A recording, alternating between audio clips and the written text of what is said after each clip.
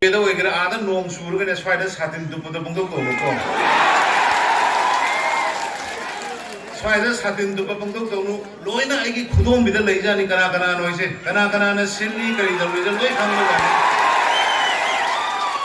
Irang yam sagat kano koi ing leise. Koi igi chilina matani.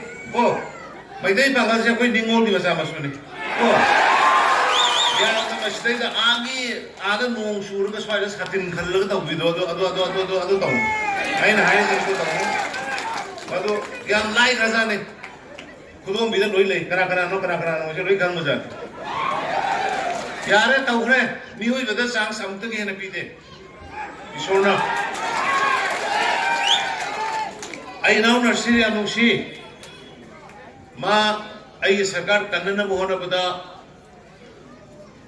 MLA bawo thadu lakhi Honorable Chief Minister na jat bijat naidana singtam gi kherna ba thamdana toubiganu development asi yengaga mayam soidana bahut pirakane jaya aigi thajabane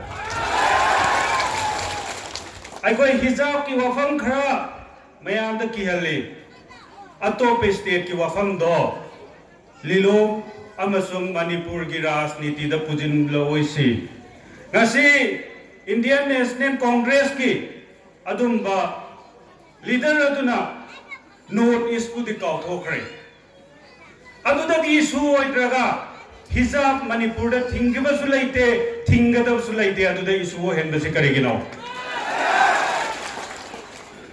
hai roraga aikoi yam secular oiba party ni hai secular ke am oige hai base hau ki basahi kya da aikoi loina khangra poni lamdam sigi sangnai rawa pamung nabol ki nobu kai isai ki jagat tamami lera mo flower mo utam nabo mo ke no Miyamna ko ai di pa